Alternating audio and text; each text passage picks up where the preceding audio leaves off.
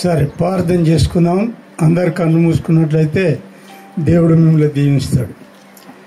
స్తోత్రములు స్తోత్రములు తండ్రి, మహోన్నతుడా, మా పరిశుద్ధుడా యేసు ప్రభువా, నీకే వందనాలు స్తోత్రాలు నాయన. అయ్యా, మరి ఇదే కాలంలో ప్రభువా ఈ యొక్క గ్రామానికి నడిపించి అయ్యా మీ దాసుని ద్వారా ఇచ్చిన యొక్క సమయాన్ని బట్టి నీకు స్తోత్రాలు వందనాలు చెల్లిస్తున్నాం తండ్రి. అయ్యా, మరి ముఖ్యంగా తండ్రి ఇక్కడ ఉన్న యొక్క మరి పెళ్లి దంపతులను నాయన మీరు దీవించండి, ఆశీర్వదించండి. యేసు ప్రభువా నీకు వందనాలు స్తోత్రాలు చెల్లిస్తున్నాం నాయన. అయ్యా, కుడిన మమ్మల్ని అందరినీ ఇక్కడ చిన్నవారి మొదలుకొని పెద్దవారి వరకు మీరు దీవించండి, ఆశీర్వదించండి. వచ్చిన నీ దాసురాలను కూడా నాయన మీరు దీవించండి, ఆశీర్వదించండి. అయ్యా, ఈ యొక్క కార్యక్రమం అంతా అయిపోయే వరకు నాయన మీ యొక్క స్వాధీనంలో ఉంచుకొని మీరే నడిపించమని, ఏదే కాల దీవెనలతో నింపి మీరే మహిమ తెచ్చుకోనమని యేసు నామములో అడుగుచున్నాం తండ్రి, ఆమేన్. థ్యాంక్ యూ పాస్టర్ గారు. మరి పీటర్ పాస్టర్ గారు నోట కొన్ని దేవుని మాట చెప్పవలసిందిగా ప్రభు పేరిట కోరుచున్నాం. నూతనంగా జతపరచబడుతున్న వారికి కొన్ని సూచనలు.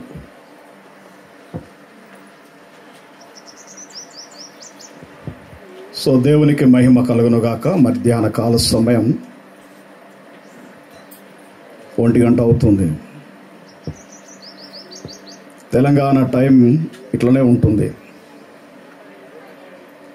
గోశాలకు మేస్తారు, మేషాలకు గూస్తారు.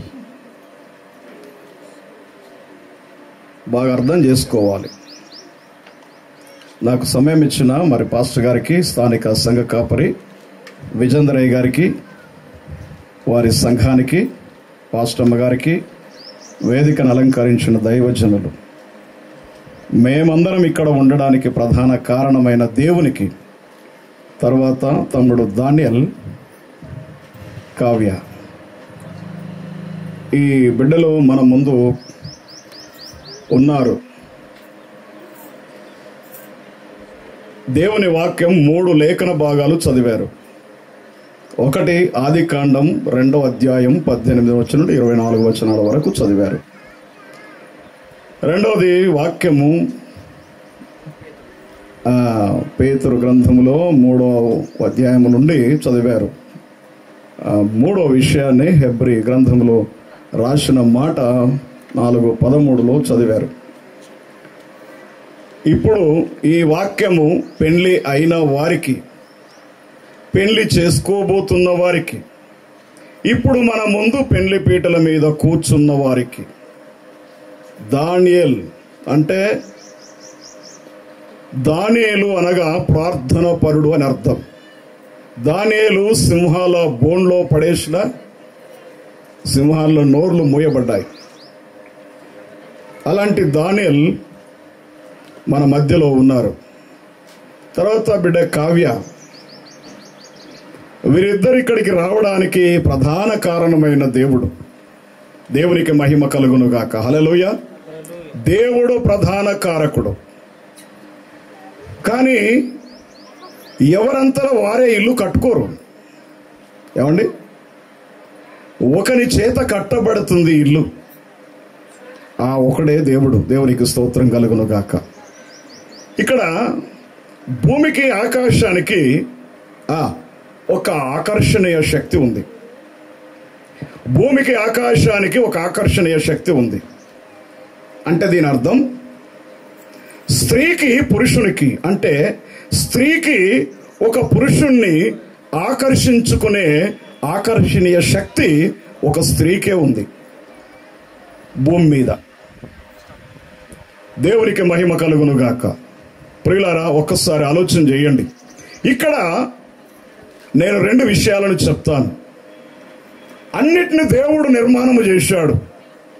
దేవుడు ఆకాశము భూమి కలుగునుగా కంటే కలిగింది, జలచరములు సముద్రములు కలుగునుగా కంటే కలిగినాయి, పక్షులు కలుగునుగా కంటే కలిగింది.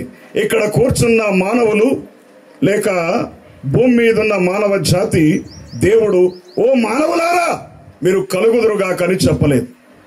ఏమన్నాడు? 1వ అధ్యాయములో 27వ వచనములో ఆదికాండములో రాయబడింది. మీరు బైబిల్ ఏం తీయకండి, చదవకండి, నేనే చెప్తాను. అక్కడ ఒక మాట రాయబడింది. ఏమని రాయబడిందంటే, దేవుడు ఎలాగైతే ఉన్నాడో అలాగా దేవుడు తన స్వరూపములో ఒక నరుణ్ణి నిర్మాణం చేశాడు. ఆ తర్వాత ఈ నరునికి దేవుడు తన ముందేదైతే క్రియేట్ చేశాడో దాని అంతటి మీద అధికారం ఇచ్చాడు. ఎవరికి? మొదటి శతాబ్దములో, అంటే మొదటి మానవుడైన ఆది మానవుడైన ఆదాముకు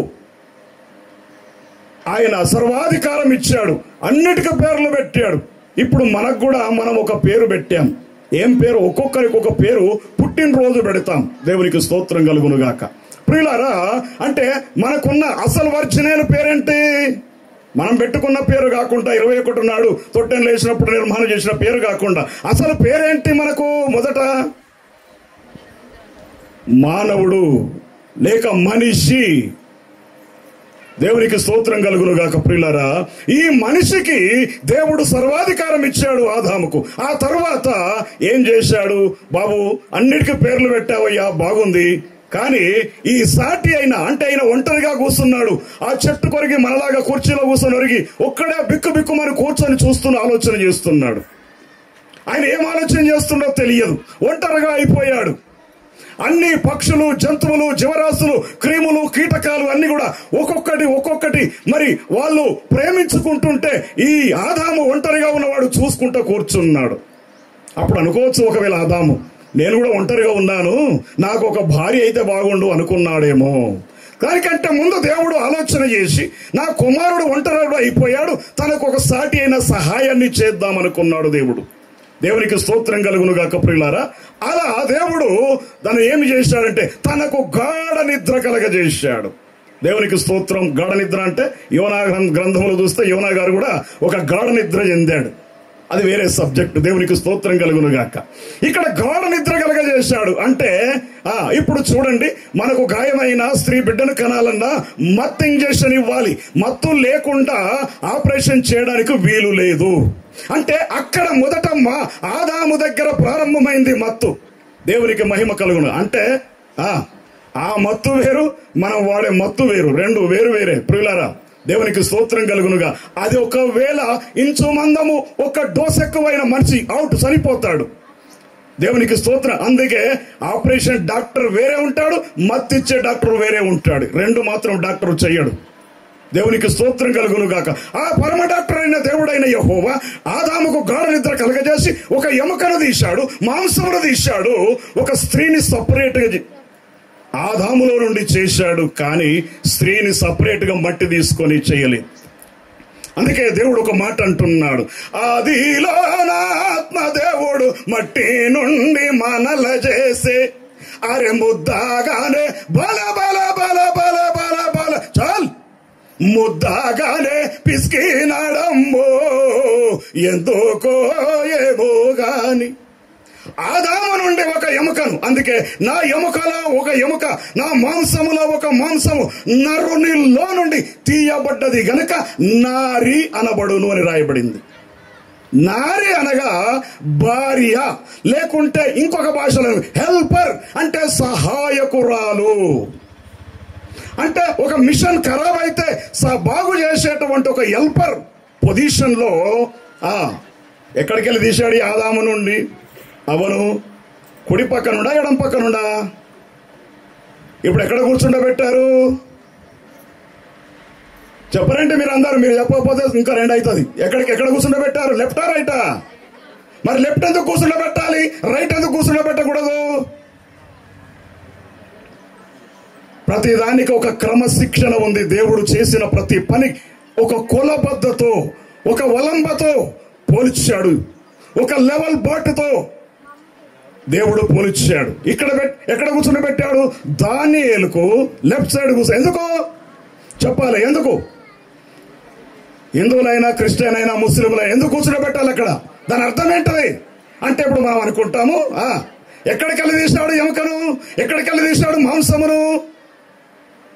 ఒక స్త్రీని ఆదాము కొరకు సహాయకురాలు కొరక చేశాడు గాని ఆదాం మీద యాజమాన్యము చేయాలని మాత్రము స్త్రీని ఒకవేళ సపరేట్ గా కనుక చేస్తే ఆ కథ వేరే ఉంటుండే. దేవునికి మహిమ కలుగును గాక. ఈ మధ్యాహ్న కాల సమయం ఆలోచన చేయాలి. దానియేల్ ఒక్కసారి అంటే ఇప్పుడు దానియేలు గుండె ఎక్కడుంది? లెఫ్ట్ సైడ్ లో ఉంది. అందరికి అక్కడే ఉంటుంది. కుడి పక్క ఎవరికైనా ఉంటుందా? దేవునికి స్తోత్రం. ఇప్పుడు మనం వాహనం నడిపే వాహనం స్టీరింగ్ ఎక్కడ సైడ్ ఉంటుంది? చెప్పండి, స్టీరింగ్ ఎక్కడ ఉంటుంది? వాహనం నడుపుతా ఇప్పుడు కారు నడుపుకుంటూ వచ్చారుగా, లెఫ్టా రైటా? మీరు వేరే స్టేట్ కి వెళితే రైట్ సైడ్ ఉండదు, అది లెఫ్ట్ సైడే ఉంటుంది ఆ స్టీరింగ్. ఓన్లీ తెలంగాణ భారతదేశంలో మాత్రమే రైట్ సైడ్ ఉంటుంది. అంటే ఇక్కడ లెఫ్ట్ సైడ్ ఉంటుంది. వేరే స్టేట్ కి వెళితే ఆ వాహనం ఒక స్టీరింగ్ లెఫ్ట్ సైడే ఉంటుంది. దేవునికి స్తోత్రం కలుగును. అంటే ఇప్పుడు దానియేలు నా గుండెలాగా, అంటే నా ప్రక్కన, నా ఎముకవు, నా మాంసానివి నా కొరకు తయారు చేయబడి జగత్ పునాది వేయబడక ముందే ఎక్కడ అనంతరం, ఎక్కడ? జనగామ జిల్లా కేశవాపురం అనే గ్రామంలో దానియేలు పుట్టినప్పుడే దానియేలు కొరకు నిర్మాణం చేశాడు దేవుడు ఇక్కడ. హల్లెలూయా. అర్థమైందా? దేవునికి స్తోత్రం కలుగును గాక. ఎన్నెన్నో తిరిగాం, ఎక్కడెక్కడో తిరిగాం. ఏ బాబు మీరు గడ్డేం తిరుగుతుండ్రా, గిడికోండ్రి అని దేవుడు ఒక వ్యక్తిని పంపి ఆ వ్యక్తి ద్వారా ఇక్కడ ఉంది దానియేలుకు సహాయకురాలు. హల్లెలూయా. సహాయకురాలంటే మీరు ఏమనుకుంటున్నారు? నారీమణి అని పిలుస్తారు. అందుకే నేను చిన్నప్పుడు భాగవతం అన్నప్పుడు ఒక మాట ఉంది, ఏమంటాడు? ఎవరే ఈ వనములోన, చలో ఎవరే ఈ వనములోన ఏర్పరించావే, ఎవరే ఈ వనములోన, ఎవరామైతే మీ పొమ్మి, ఎవరామైతే మీ పొమ్మి, సాలు సరసాలు రాజా, ఎవరామైతే మీ పొమ్మి. ఓహో నారిమణి, ఆ విధంగా అంటున్నావా? పువ్వు బోనిరో నీతో మాట పులకరించావే లలనా, పువ్వు బోనిరో నాతో మాట. దేవునికి స్తోత్రం కలుగును గాక. దేవుని ప్రియులారా, ఇప్పుడు దానియేలు ఒక గుండెలాగా ప్రేమించాలి. ఎవరిని? కావ్యను. దేవునికి స్తోత్రం కలుగును గాక. అక్కడికెళ్ళే తీశాడు బొక్క, అక్కడికెళ్ళే తీశాడు మాంసం, అక్కడే ఉంది. అక్కడ అనగానే తక్కువ అనుకోకండి, గుండె అంటే చాలా విలువైంది. దేవునికి స్తోత్రం. అలా చేసినటువంటి వ్యక్తికి పేతురు గ్రంథంలో రాయబడిన మాట ఏముందో తెలుసా?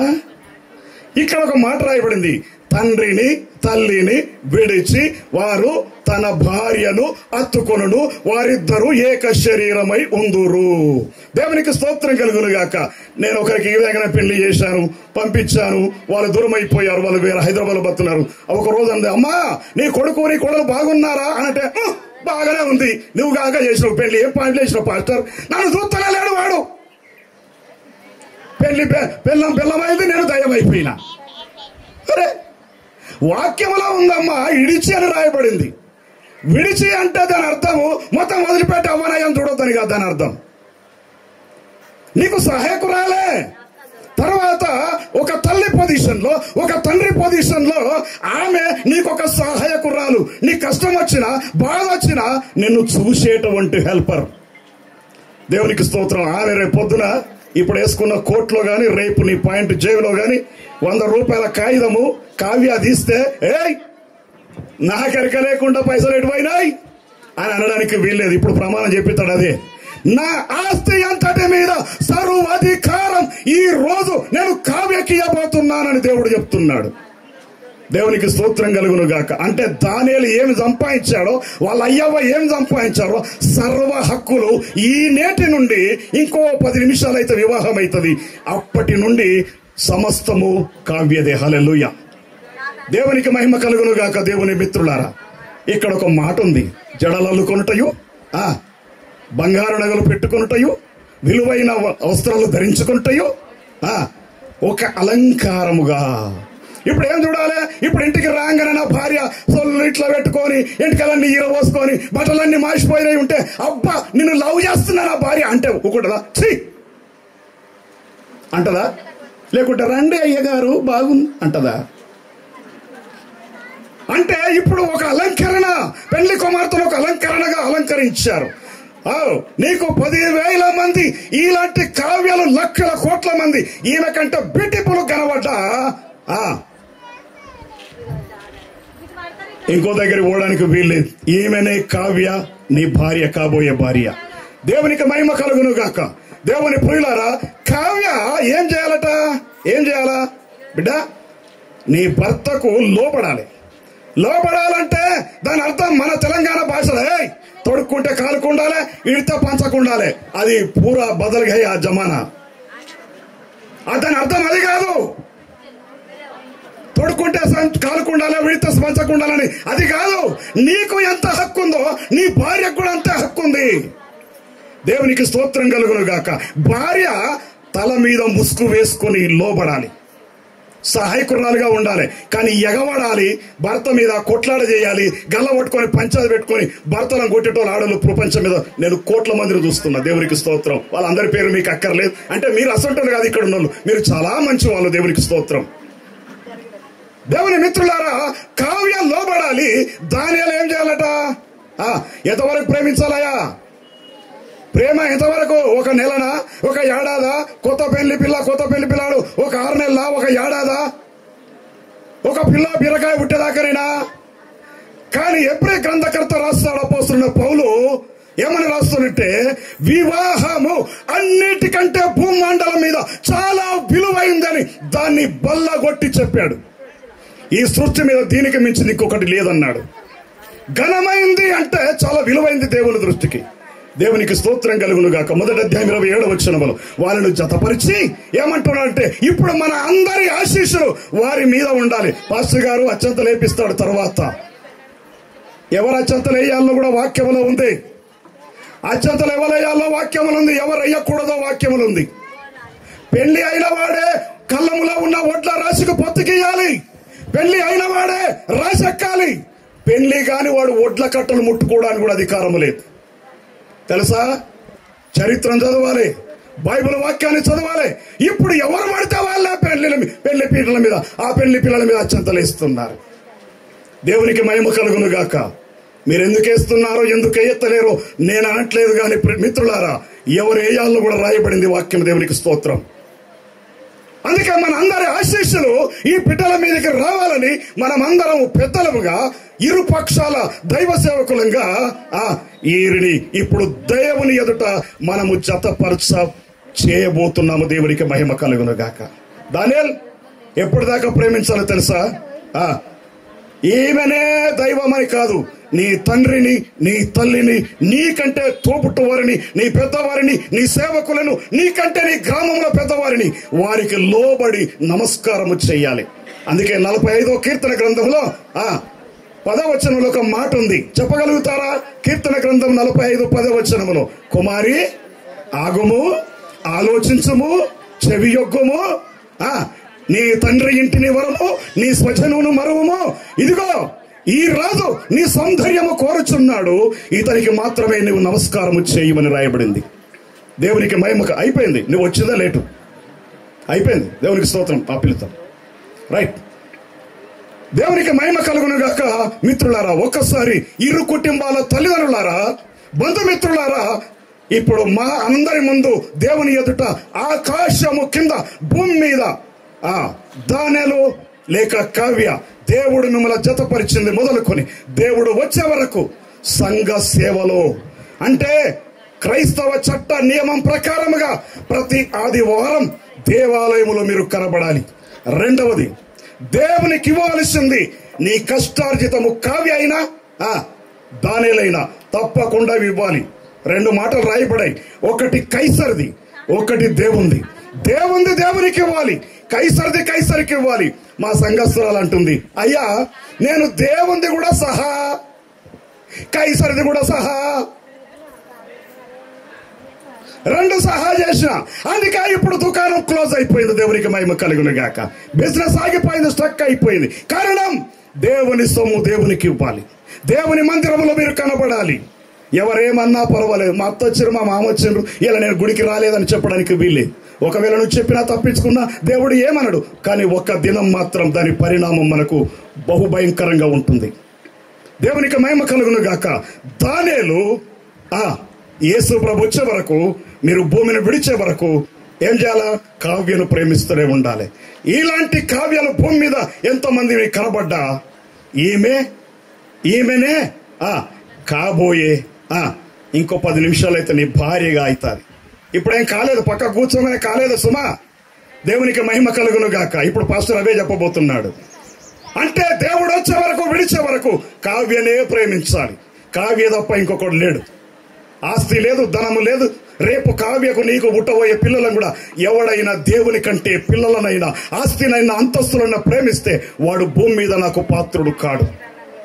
ఒక్క దెబ్బ కొడితే ఆ దీపం ఎట్లా అంటే ఆరిపోతుందో. మొదట దేవునికి ప్రథమ స్థానం, రెండవది నీ భార్యకు ప్రథమ స్థానం, ఆ తర్వాత నీ పెద్దలకు, నీ తల్లిదండ్రికి ప్రథమ స్థానం.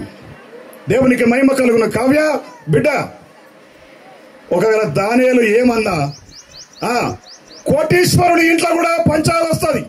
నే ఇంట్లో ఎన్నడూ పంచాయతీ తెలదా, మేము పెళ్లి చేసుకుని మొదలుకొని ఇప్పటి వరకు హ్యాపీగా ఉన్నామన్నాడు. కుడి చేయి లేబట్టారు ఒకసారి. మీ ఇంట్లో ఎప్పుడు భార్య భర్తలుగా చేయబడే వాళ్ళు ఎన్నడూ పంచాయతీ కాలేదా? ఇప్పటి వరకు కూడా మేము మంచిగా ఉన్నామని చెప్పగలుగుతారా?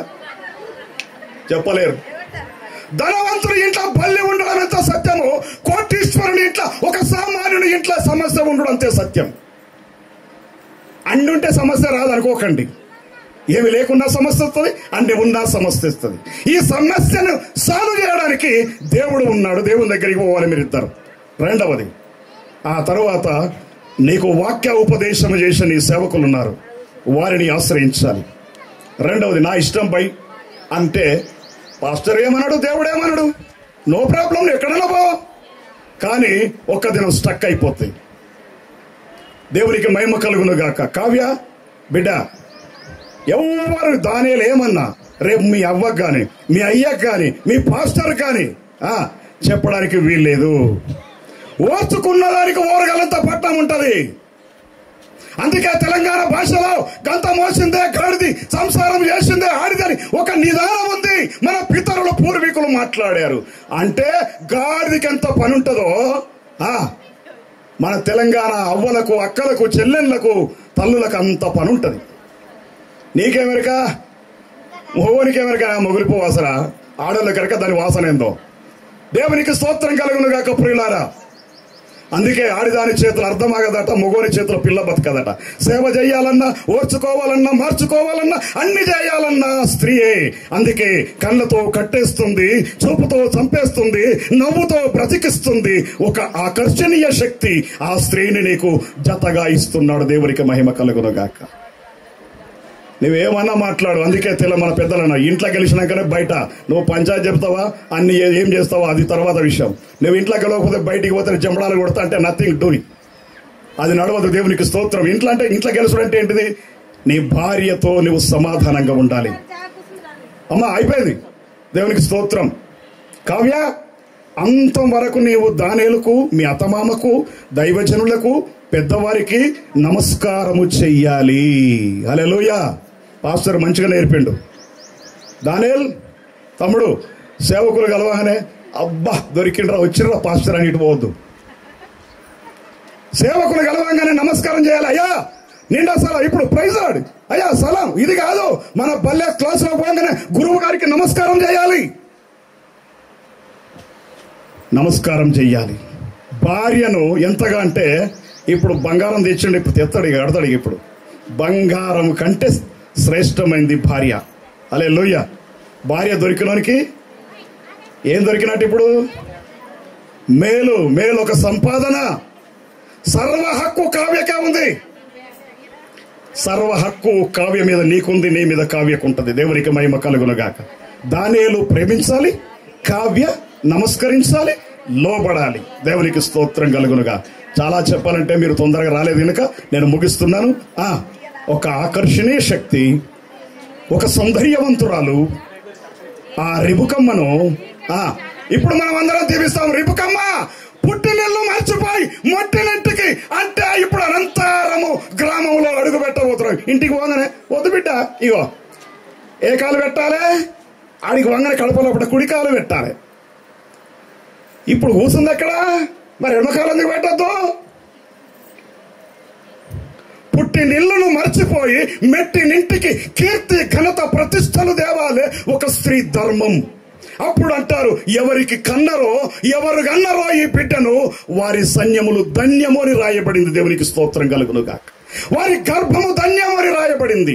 ఆ తల్లిదండ్రికి కావ్య, మీ పాస్టర్ గారికి, మీ అమ్మ నాయనకు, పాస్టమ్మకు, దేవుని సేవకులకు ఒక మంచి పేరు తేవాలి. దేవుని పాస్టర్ గారు అదే చెప్పారు. హల్లెలూయా. లేకపోతే నా జుట్టు పట్టుకుంటారు రేపు పొద్దుగాల ఆయన. దేవునికి స్తోత్రం కలుగునక. దానియేలు మంచోడు అని చెప్పినావు కదా పాస్టర్, ఏమైంది ఇప్పుడు?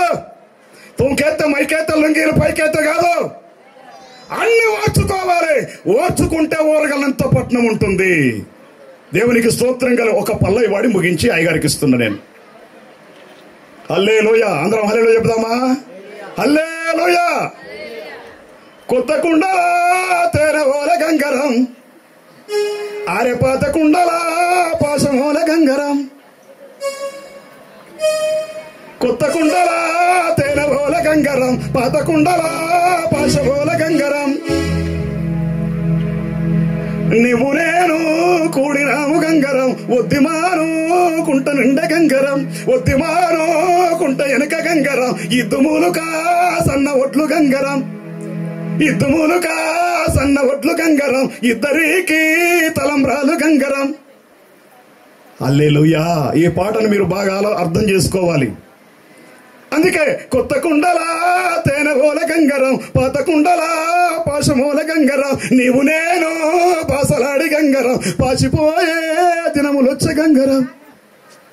ఈ పాట నేను ఒక్కరిని వాడుకుంటున్నప్పుడు ఆ కన్నీళ్లు గారిపోయినాయి. ఎన్నేళ్లు నా భార్యతో, నా తల్లిదండ్రితో ఈ బంధుత్వం కలిసి ఉన్నా ఒక దినం పాసిపోతా. దేవుని ప్రియులారా, ఒక తేనెలాగా, జుంటి తేనె ద్వారా మధురం కంటే అంత టేస్ట్గా ఎవరుండాలి? దానియేల్, నీ భార్య నీకు అంతే. ఇంకొకటి లేవడానికి చేయడానికి వీల్లేదు. దేవునికి మహిమ కలుగునుగాక. అమ్మా, ఆయన నీ రాజు నీ సౌందర్యమును కోరుచున్నాడు. అతనికి నువ్వు నమస్కారం చేయాలి. దేవునికి మహిమ కలుగునుగాక. దేవుడు ఈ మాటలను దీవించి ఆశీర్వదించునుగాక. God bless you. దేవుడు మిమ్మల్ని దీవించునుగాక. దయచేసి మన మధ్యలో క్రిస్టోఫర్ పాస్టర్ గారు దైవజనులు ఉన్నారు. వారు స్టేజ్ మీదకి రావాల్సిందిగా ప్రభు పేరిట కూర్చున్నాం. మంచిది. అబ్బాయి తల్లిదండ్రులు, అమ్మాయి తల్లిదండ్రులు కూడా స్టేజ్ మీదకి రావాల్సిందిగా ప్రభు పేరిట కూర్చున్నాం. దానియేల్ దైవజనుల ద్వారా విన్న వాక్యాన్ని స్థిరపరచబడులాగున చిన్న మాట ప్రార్థన చేసుకుందాం. కనికర సంపన్నుడా, కృపా సత్య సంపూర్ణుడా, నీకు వందనాలు చెల్లిస్తూ ఈ వాక్యాన్ని స్థిరపరిచి వివాహాన్ని నీకు మహిమకరంగా వాడుకోమని, జరిగించుమని యేసతి పరిశుద్ధ నామమున ప్రార్థించి వేడుకుంటున్నాము తండ్రి. ఆమేన్. దయచేసి కావ్య, దానియేలు ఒకసారి ముందుకు రండి. అబ్బాయి తల్లిదండ్రులు, అమ్మాయి తల్లిదండ్రులు దయచేసి మాకు అందుబాటులో ఉండాలి. త్వరగా మరి మనం ముందుకు వెళ్దాం. దయచేసి ఇక్కడ స్టేజ్ ముందు ఉన్నవారు దయచేసి వినాలి. ప్రియులారా, దేవుని ఏర్పాటు ప్రకారము వీరిద్దరూ వివాహము చేసుకున్నట్టుకు మన ఎదుట నిలిచి ఉన్నారు.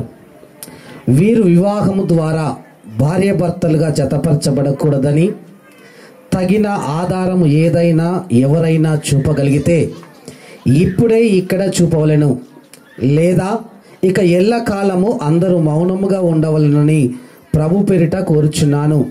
ఈ వివాహము మాకు ఇష్టమే, చెయ్యండి, మాకు ఎలాంటి అభ్యంతరము లేదు అన్నవారు మీ కుడి హస్తాన్ని లేపి చూపెట్టవలసిందిగా కోరుచున్నాం. ఎవరైతే లేపలేదో ఎందుకు కారణం నాకు చెప్పాలి. ఈ వివాహము అందరూ జరసేపు నిలబెట్టండి అయ్యా ఒకసారి. ఈ వివాహం మాకు ఇష్టమే అన్నవాళ్ళు ఓకేనా? రైట్. దయచేసి అబ్బాయి తల్లిదండ్రులు మీరు ఇటు రండి.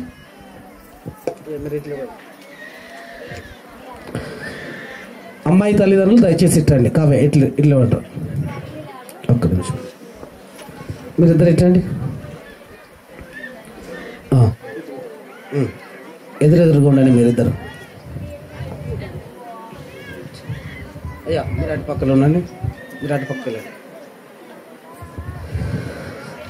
అబ్బాయి తల్లిదండ్రులు దయచేసి, తల్లిదండ్రులారా దయచేసి మీరు వినండి. కొంచెం వెనుక జరగచ్చు. అమ్మా నా మాట వినండి. ఇన్ని రోజులుగా మరి కావ్యను నీ కుమారునికి భార్యగా, మీ ఇంటి కోడలుగా చేసుకున్నట్టుకు మీరు ఇష్టపడుచున్నారా? ఇష్టపడుతున్నాం.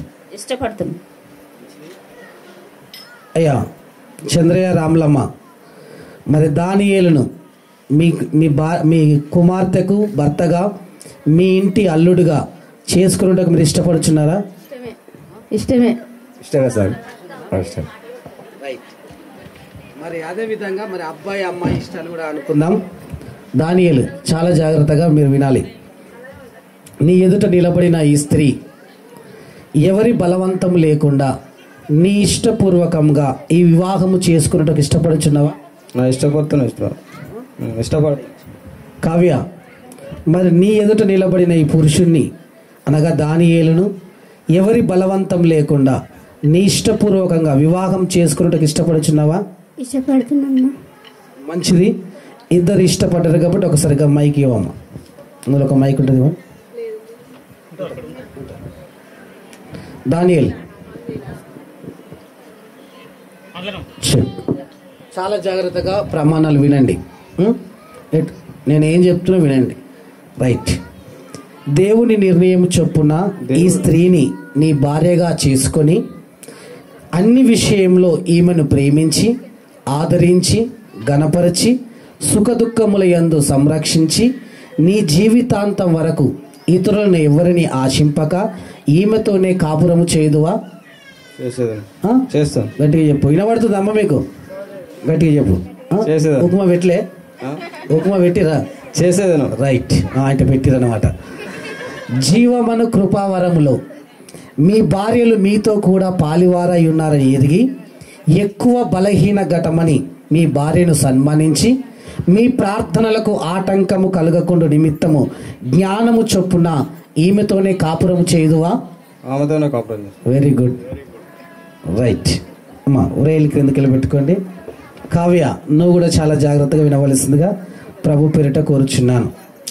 దేవుని నిర్ణయం చొప్పున ఈ పురుషుణ్ణి నీ భర్తగా చేసుకొని నీ జీవితాంతము వరకు ఈయనకు మాత్రమే భార్యవై ఉందువా? దగ్గర పెట్టు. ఈయనకు మాత్రమే భార్యవై ఉందువా? దగ్గర పెట్టుకోమ్మా. నీకు పెట్టలేదా? పెట్టిరా టిఫిన్? రైట్. ఎదగట్టింది. దేవుని వాక్యము దూషింపబడుకున్నట్లు నీ ప్రవర్తన యందు భయభక్తులు కలిగి ప్రభునకు వలె నీ భర్తకు లోబడి వినయముతోనూ సాత్వికముతోనూ శాంతి సమాధానముతోనూ జ్ఞానవంతురాలువై ఇల్లు కట్టుటకు ఈయనతో మాత్రమే కలిసి కాపురము చేయుదువా? గట్టిగా చెప్పురా. చేస్తావా? చేయవా? Very good. మరి ఏంటో ఇక్కడ మంచిది. వాళ్ళిద్దరు చేస్తున్నారు, వీళ్ళిద్దరు చేస్తున్నారు కాబట్టి వీళ్ళు చేయడానికి మనం పర్మిషన్ అంగీకరిద్దాం. మంచిది. మరి అమ్మాయి తల్లిదండ్రులు దయచేసి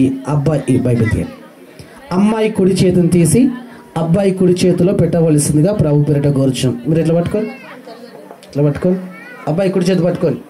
రైట్. మీ అమ్మాయి కుడి చేతి తీసి అబ్బాయి కుడి చేతిలో పెట్టండి. ఒకసారి మంచిగా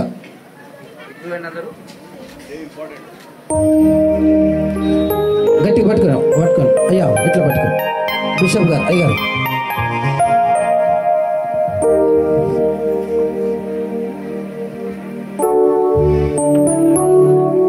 అత్యంత కృపా కనికరము గల ప్రియ పరలోకపు తండ్రి, మీకు వందనాలు తెలియపరుస్తున్నాం. ఈ యొక్క మధ్యాహ్న కాల సమయంలో బిడ్డలు వారు చేసినటువంటి ప్రమాణములకు అనుగుణముగా వారు జీవించుటకు సహాయం చేయండి. భవిష్యత్తునంతటిని కూడా మీ చిత్తం మేరకు వారు కొనసాగుటకు సహాయం చేయమని యేసుక్రీస్తు నామములో ప్రార్థిస్తున్నాం పరమ తండ్రి. ఆమేన్. అయ్యా మీరు మిమ్మల్ని ఏమన్నా నేను రైట్. మీరు కొంచెం సైడ్ కూర్చోండి. దానియేల్ ఇట్లా పట్టుకో, గట్టిగా పట్టుకోండి. షేక్ అయ్యి కొంచెం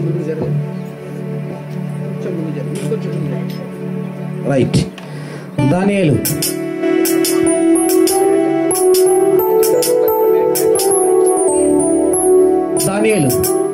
ప్రమాణాలు చేయాలి.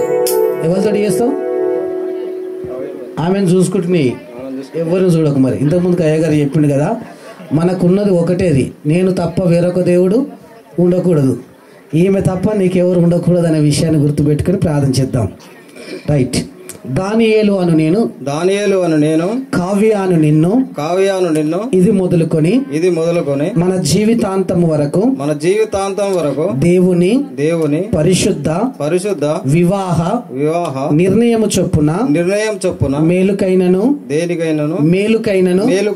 కీడుకైనను కలిమియందును లేమియందును వ్యాధియందును ఆరోగ్యమందును నిన్ను ప్రేమించి నిన్ను సంరక్షించుటకై నా శరీరముతో నిన్ను గణపరిచి నా పెళ్లి భార్యను గాను చేసుకొనుచున్నాను సంఘం ఎదుటను దేవుని ఎదుటను దైవ జనుల ఎదుటను పెద్దల ఎదుటను ప్రమాణము చేయుచున్నాను.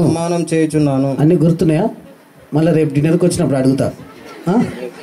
నేర్చుకో కావ్య. రైట్, దగ్గర పెట్టుకో, మైక్ దగ్గర పెట్టుకో. అక్కడ మీ వాళ్ళకి వినబడాలి. దానియేలు చూసుకుంటే చెప్పాలి. దగ్గర పెట్టుకో, మైక్ దగ్గర పెట్టుకో. రైట్. కావ్య అను నేను దానియేలు అను నిన్ను ఇది మొదలుకొని మన జీవితాంతము వరకు దేవుని పరిశుద్ధ వివాహ నిర్ణయము చొప్పున సంఘము క్రీస్తుకు లోబడినట్టు అన్ని విషయములో నీకు లోబడి మేలుకైనను కీడుకైనను కలిమియందును లేమియందును వ్యాధియందును దగ్గర పెట్టుకో ఆరోగ్యమందును నీకు లోబడి దగ్గర పెట్టుకో తల్లి. నిన్ను ప్రేమించి సంరక్షించి నీకు మాత్రమే సాటి అయిన సహాయంగా ఉండుటకై నా భర్తనుగా నిన్ను చేసుకొనుచున్నాను. దేవుని ఎదుటను సంఘం ఎదుటను ఇరు పెద్దల ఎదుటను దగ్గర పెట్టుకో దైవజనుల ఎదుటను ప్రమాణము చేయుచున్నాను. రైట్. నీకు ఉగ్మ తక్కువ పెట్టినట్టున్నారు. 3 రోజుల నుంచి తినలేదా? ఎప్పుడయ్యా నీ కళ్యాణం అని 3 రోజుల నుంచి ఉపవాస ప్రార్థన చేస్తుందంట. మంచిది. దానియేలు మరి ప్రమాణాలు అయితే చేసాం. మేమైతే ఈమెను ఉట్టిగా పంపించాం. మరి ఈమెను వివాహం చేసుకోవడానికి ఏమైనా తెచ్చావా? ఏం తెచ్చినావు? మంగళసూత్రం. రైట్. దయచేసి మంగళసూత్రాన్ని దయచేసి ఇక్కడ తీసుకురావాల్సిందిగా ప్రభు పేరిట కోరుచున్నాను. మీరు నేను చెప్పేదాకా ఇడవకు. ఎందుకు ఇడుస్తున్నావు? వాళ్ళు తెస్తారు. అమ్మ మంగళసూత్రం. రైట్.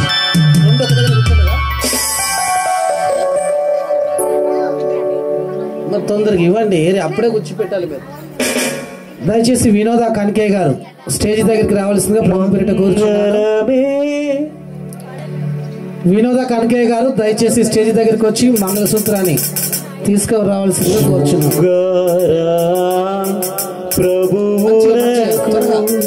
అప్పుడే ప్రభువునకు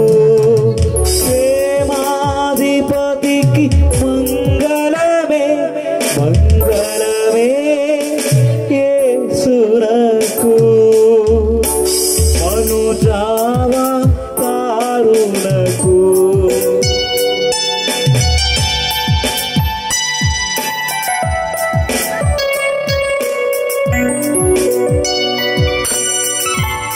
దయచేసి ఏమైతే పెళ్లి ఆభరణాలు తెచ్చారో దైవజనుల దగ్గరికి రింగ్స్ కానీ ఇంకా ఏమైనా ఆభరణాలు తెస్తే త్వరగా మా ఆధ్వర్యంలో తీసుకురావాల్సింది కోరుచున్నాం.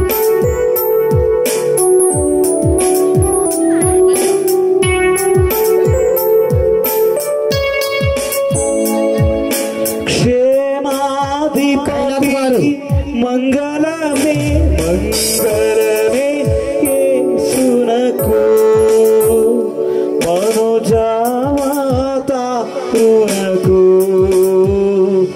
మనుజావతారునకు మనుజావతారునకు